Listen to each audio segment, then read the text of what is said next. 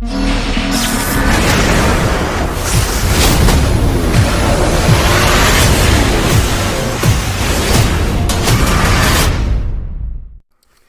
and gentlemen, boys and girls, children of all ages, of course, I'm your favorite random man, future king of YouTube, Terrence Woods in this building today. How you guys doing? So, guys, I just want to say this right quick. Don't worry, I am going to cover Mortal Kombat Annihilations, hopefully in November. But I really want to tackle Resident Evil. Not just because it's a video game movie, because something I personally love. I love Resident Evil. I grew up with Resident Evil, and then doing so much homework on Resident Evil, I really wanted to cover that. And the reason I'm doing it, especially getting the month of October, I always want to do I really wanted to do this film, and plus in the series all in general, it's because growing up watching the series when it came out, the first one came out in 2002. I thought it was the greatest thing ever. I like the fact what the story was trying to tell, but I would say the first two films was really my favorite. But the downside of the movie is Alice, and also not to say Mila Jovovich is not a bad actress. It's just what Paul S.W. Anderson was trying to do. He was trying to force Alice into the game, so that's why the characters we see in the movies take a back seat to Alice, and I think that was one of the many troubles of this.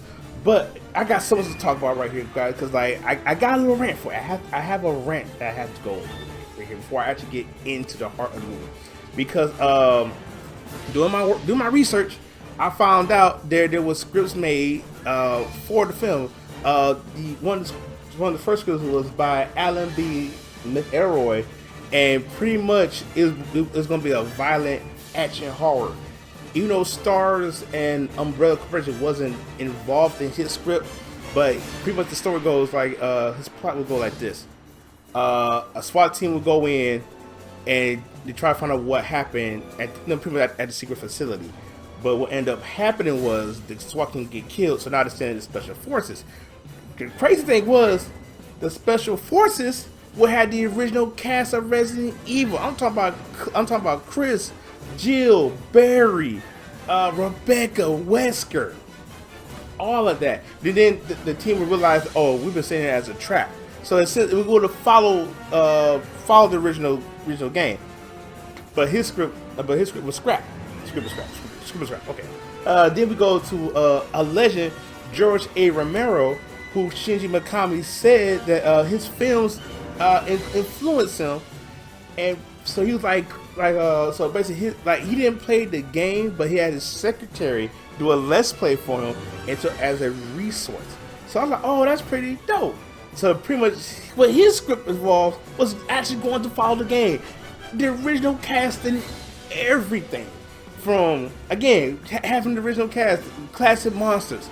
That's what you make a video game movie. I get, and I always say this to anybody who watch movie adaptation for their favorite comic book, video game, anime, whatever. You're not gonna get everything, but don't stick to the source material. What makes it great, you're gonna get a bomb movie based off a video game. You're gonna get it. It's bound to happen. But of course, Constantine films have that script as well. So now we're stuck with Paul S.W. Anderson. And the reason it took us a long time to get this video done, because my friend Merciless Flay has told me, and this was going to be in George A. Romero's script. She told me that Chris and Jill were supposed to be a couple in the film, and that was in George A. Romero. I'm gonna put a link down below for you guys so you can check it out, read it for yourself. And that was my my laptop there.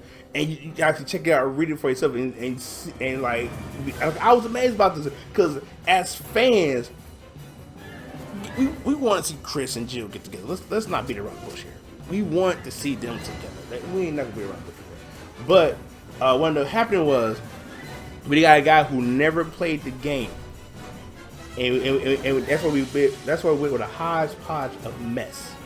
But again, this is just me doing a quick rant right quick, because we're about to go into the movie real quick, guys. So just bear with me just a little bit.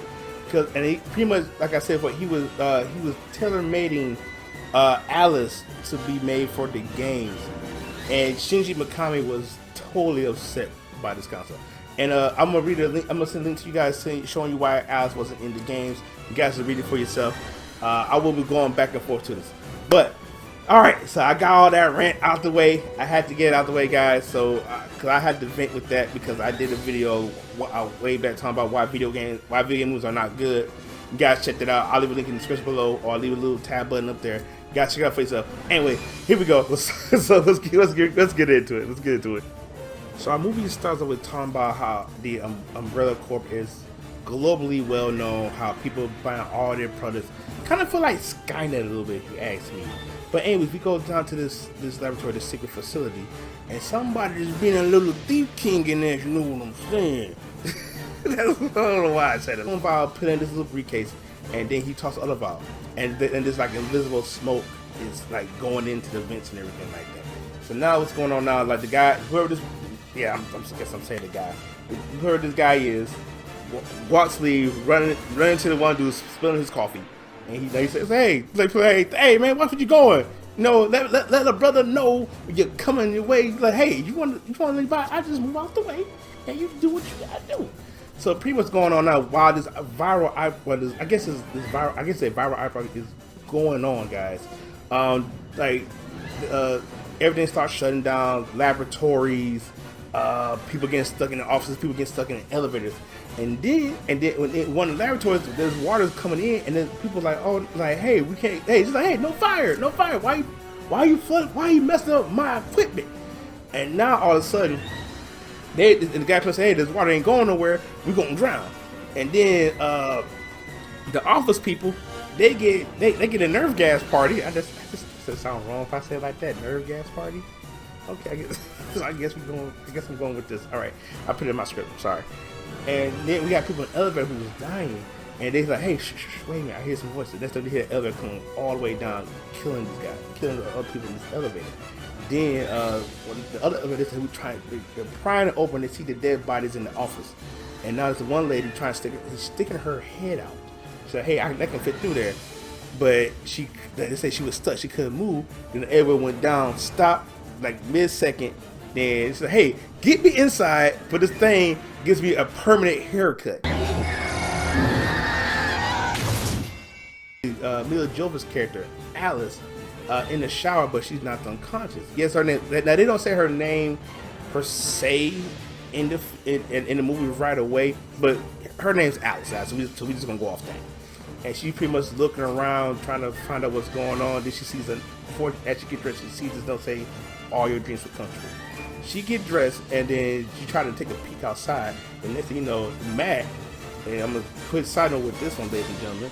Matt was supposed to be David Boreanaz. I'm trying to say his name right. Boreanaz, the guy who played Angel from the Buffy series.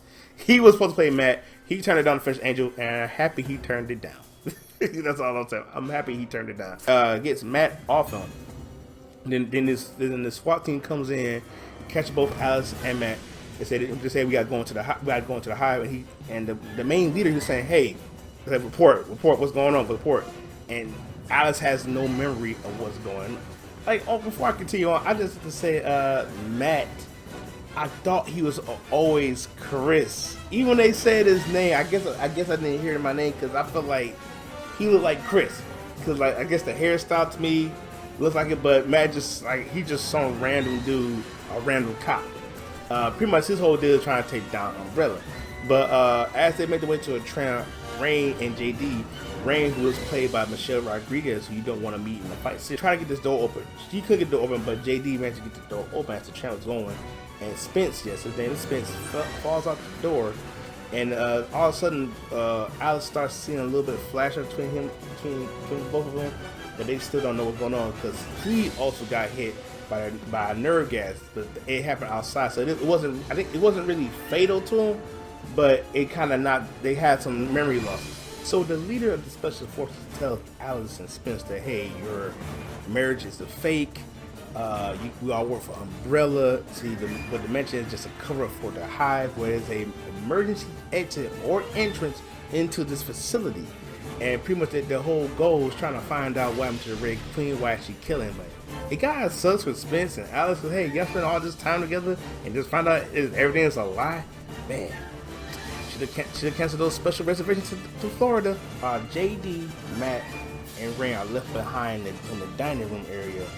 The leader, Alice, Spence, and the other soldiers go into the make their way to the Red Queen facility. Excuse me, I can't talk right now for some odd reason. All right, but Alice asked like the bad that there was Ken. What is this bad? What does it do? And pretty much what it does is it shuts down the Red Queen and reboots the entire system. That's the whole goal, and pretty much you're gonna take it back, trying to figure out what's going down. So as they make their way into the room, the leader along with 3 other soldiers go into the room, and then the Red Queen's defenses kicks in, and like I gotta say, like this is not even in the first film. Remember, the whole laser grid scene comes in during Resident Evil 4.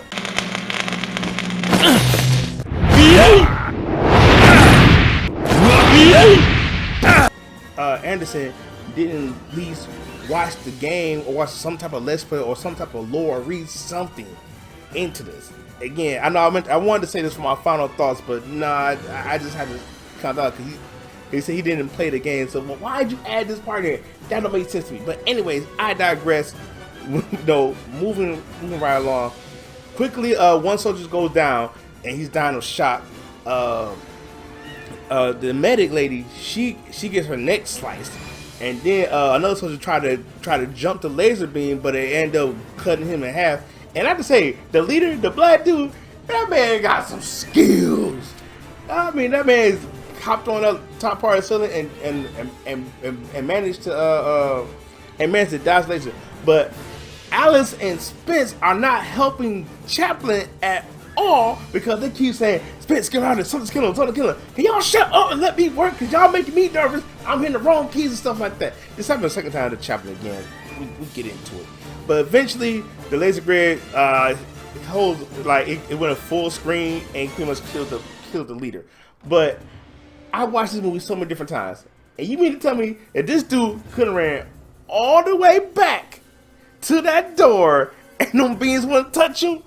I don't, just me, I'm just saying what everybody else is thinking. But eventually, he dies. So Chopper said, hey, we gotta go there, we gotta finish the job. Like, nah, man, nah, I ain't going in there. So eventually Alice and Chaplin goes in, and they would, and pretty much they put the machine together, trying to shut down the Red Queen. Red Queen's trying to tell them, hey, don't do it, don't do this. By the time they get everything together, she's like, hey, y'all going to die down here. Then they shut the power off. But the Red Queen finally shut down, guys. We go back to the dining room area with Rain, JD, and Matt. And they hear a noise in the background, so Rain goes, go ahead and check it out. I mean, it's Michelle Rodriguez, and Michelle Rodriguez with a gun. Who else you want to watch and check your back? So eventually she runs into a woman. Woman's obviously is a zombie. Rain get a chunk out of her, pretty much get a chunk out of her hand, thanks to the zombie. JD comes save her. JD shoots the zombie in the leg and go down. Rain unloads on her, and she said this most funniest line. Bitch isn't standing now. So after that little funny scene, Alice, Spence, and Chopper meets back with Rain and everyone else, and they again get ready to go. Rain's like, no, we're not leaving without everybody else. Then that's when they let them know that, hey, they pretty much been decapitated. Nope. Nope. Nope. Decapitated? Nope. They just got cut into pieces. Okay? They got cut into pieces. But so when now a horde of zombies coming out, they pretty much shoot. They don't know what to do, and like they shoot them everywhere except for their head. I mean, it's kind of it's obvious to us since we played the game before, but now like everything's going crazy. By doing all this, Alice telling, hey, make sure you guys watch out for the tanks. Don't hit the tanks. Eventually, they do hit the tanks. Then Alice start having some type of flashbacks about talking to some woman. Well, then that's why Alice having her little flashback season. JD and everyone else trying to ask Chaplin, hey, what's the code? By you yelling, I get it, it's a serious situation going on, but yelling at Chaplin It's not gonna fix everything here. But then Alice managed to save Matt from getting ate by zombies at the handcuff himself by grabbing the key that Rain dropped. But eventually, they get the code, and JD put the code in, but he get tapped a whole bunch of zombies, and Rain tried to save her, but she's once again bitten by a zombie. And now everybody's separated. Alice is separated from Alice and Matt is separated from everyone else. And then so pretty much, and I like this scene. One scene I did like in particular here was during the original Resident Evil movie, Resident Evil game. When you kill the zombies, the bodies just when you leave a certain section of the area, the bodies just randomly disappear. I think they changed that in the Resident Evil 1 remake, and when they went back to the Red Queen's chamber, the bodies was gone. So I like that little touch. By this time, I also remember that she can fight by running into some zombie dogs. And I gotta say right here, I love the fact they kept the clicking noise. If those of you ever played the first Resident Evil game, or also all of the Resident games, the Dobermans, if that's what they call it, they still had the clicking noise when they walk.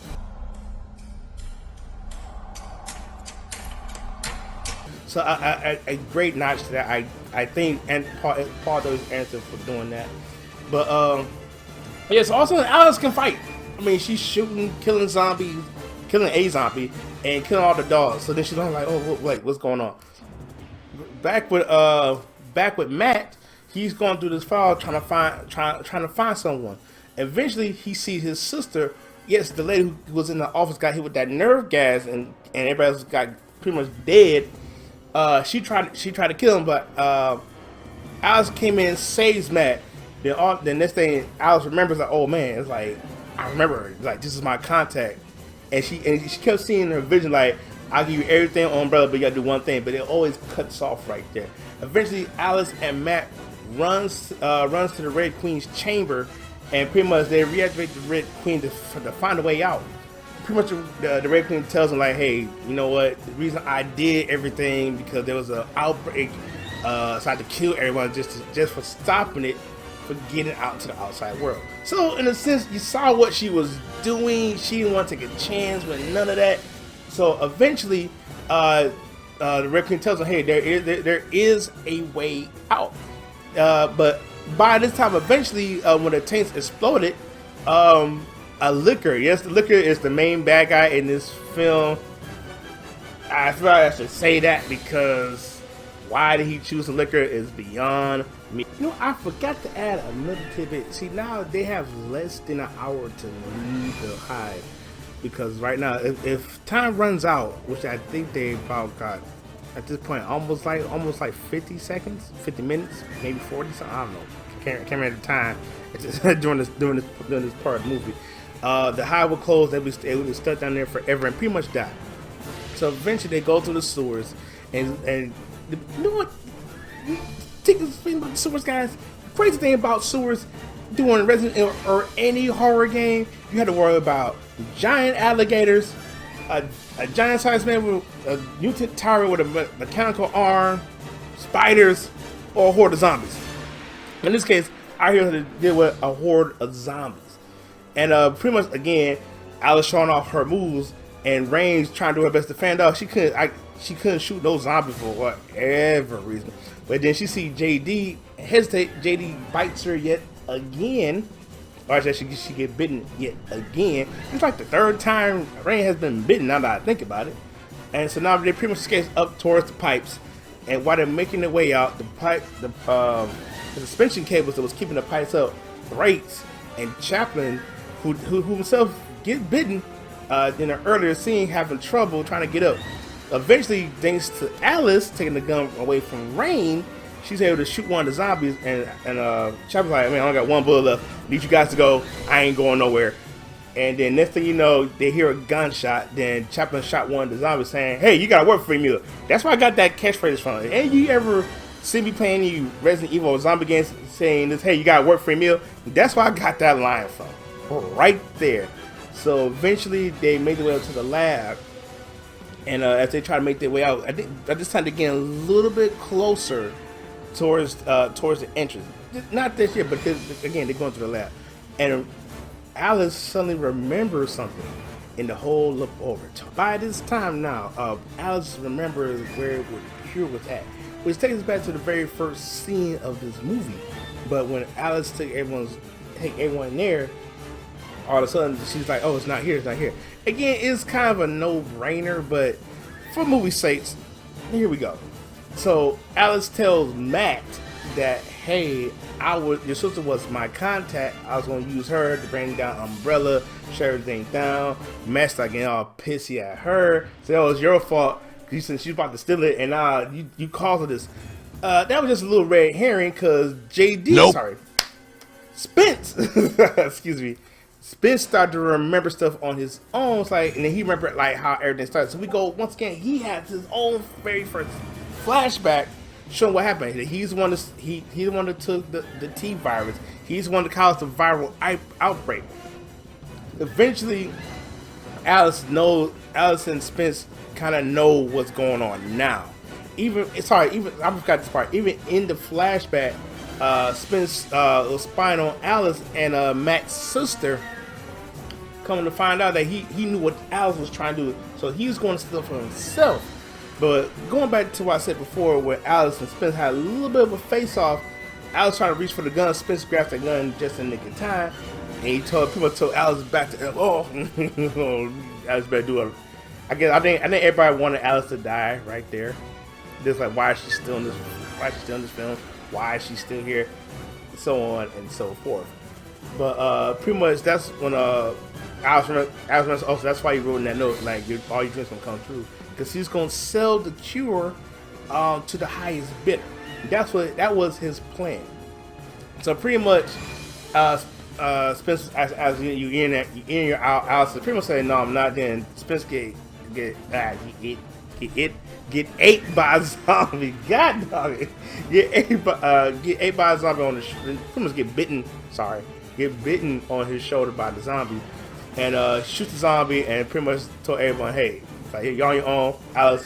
I'm missing you already, girl." Again, another scene which everybody thought Alice should have died. I don't think so. I've been a bad, bad girl. So I think when the first time I actually heard it, I was wondering what the Red Queen meant by that. Then come and find out, bam, the liquor pops out Maul Spence. Falcon Punch! Who's that? And Matt, you heard me say the name so many different times. Yes, it's a liquor. I said it again. It's a liquor. So that way you gotta ask that question again. But the real question is, and what the group was thinking, why they ain't tell him about this creature? Because she was saving them for the liquor to eat up. Again, the whole plan of the Red Queen is making sure nobody escaped who was infected, and pretty much Rain is the most affected one. But the Red Queen wasn't gonna let them out. They wanted Rain. She wanted Rain to die. So that's who came and saved the day from the Liquor 2.0. Yeah, because after he ate up Spence and got some fresh blood, weird saying there. I just find that so hard to believe. Chaplin saves them and saved the group from the mutated liquor, or I should say Liquor 2.0. Well, yeah, Liquor 2.0. I'm gonna go with Liquor 2.0. And he quickly gets to the train, gets the cure, and give it to Rain, give it to Spence. I'm sorry, Spence is dead. They gave it to Rain, gave it to Chaplin. Now on the train, Liquor 2.0 attacks, and he pretty much he's scarred one side attacking Matt. He kills Chaplin. So now it's up to pretty much Alice and Matt to try to beat the thing. Alice manages to trap Liquor 2.0's tongue with a pipe, and by this time Rain gets up and transforms into a zombie. So now I was like, oh man. Now when I saw that scene, I actually was hurt because I actually enjoy Rain. It just like, it's sad that I was ready to become a zombie. But at one point, I did. Now after seeing the movie so many different times, I see how she became a zombie now. But other than that, it's like it hurt me. But thanks to Matt shooting Rain in the head, he opens the loading door or trap door, mind you, and he kills Liquor 2.0. And pretty much Alice is upset that Rain is gone now. So now we move on to them getting out of the hive. But when Matt was trying to console Alice, he started to mutate. His arm started to mutate, and then these guys in white suits or hazmat suits, mind you, coming in. So hey, he's been affected. Put him in the Nemesis program.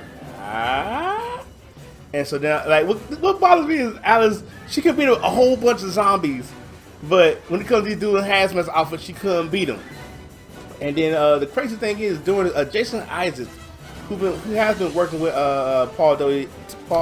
Anderson. He's been in some of his movies for a while, and apparently that he was William Birkin. He's also the narrator in the beginning of this film, which is kind of dope to me. I just wish they would stuck with William Birkin in Resident Evil Apocalypse, but we get on to that when we get to that. But pretty much, Alice wakes up in this lab and she sees that everything is going to heck. And now she grabs a police shotgun, and now the movie pans out and ends scene. And guys, that is the end of the movie, and it's time for my final thoughts.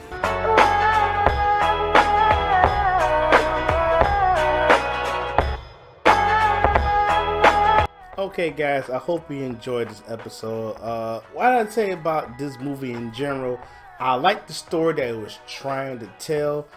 It just before we get Resident Evil 0 came out, but because it made a lot of money, so I was just good. I watched it, I enjoyed it, but like I said, as more I watched it, more I got kind of discouraged by it. Because like I said, this film and the second film was really my personal favorites, despite how I really felt about this film. But I love the notches they have with the Dobermans or the dogs. I love that little tidbit with it. Again, like we got a little bit of Resident Evil 2 in here, so it was kind of about me. And we got Resident Evil 4 with the laser grid, so it's like I feel like he should have at least took the time out to at least play the game, so that way he get a better aspect, a better resource with it. I would love to see Jose Romero's version. But speaking of versions, he took some pieces here and there from each script. But anyways, guys, I rambled on long enough. This video went on long enough. I try my best not to make it too long. So I'm trying to do a short. I know the last reaction video I did was like over 31 minutes. I'm like, oh, I can't do that anymore. So make sure you like, share, subscribe, tell your friends about me. Come to the Random Site. We do have those cookies. If you want me to react to anything, whether it's a trailer or a full-blown movie, let me know. And if I can get to it, I'll get to it. And thanks again to Merciless for some information. Love you, girl. Thank you so much. Love you, deuces. I'll see you all in the next video. Yeah, a notebook full of raps by the end of every class. That's my formula for life, not the formula to math like.